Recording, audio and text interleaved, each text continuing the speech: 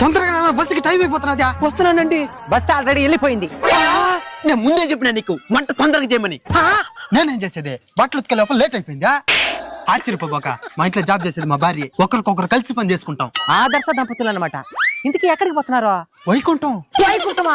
ఆశ్చర్యపోబాక. తిరుమల వైకుంఠ ద్వార దర్శనానికి పోతున్నాం. టోకన్లు దొరికినాయా? దొరికినాయి. డిసెంబర్ 31వ తేదీ. అదృష్టవంతులు. నీకు దొరకలేదా? లేదు.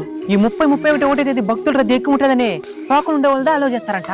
అయితే ఈ వైకుంఠ ఏకాదశి గుడికి పోవా? ఎందుకు పోనా? ముందే తిరుపతికి పోయేసే శ్రీనివాస మంగాపురం, అలివేలు మంగాపురం, అప్పలాయకుంట, గుడిమల్లం ఇవన్నీ దర్శించుకునేసే 2వ తేదీకంతా తిరుమలకి వెళ్ళిపోనా? మనం కూడా ఈ 3 రోజులు రద్దీగా ఉంటది. 2వ తేదీ పైన పోదామా? మన టాకులు దొరికినాయి కదా, మనం ఏంది మళ్ళీ పోయేదే? అవును కదా, మర్చిపోయినా. పదా, 2వ బస్సు కూడా వెళ్ళిపోతుంది. ఇంకా నేను అడిగినానని చెప్పండి. సరే సరే. మిత్రులందరికీ చిన్న సమాచారం. తిరుమలలో వైకుంఠ ఏకాదశి సందర్భంగా డిసెంబర్ 30 నుంచి జనవరి 8 దాకా దాదాపు 10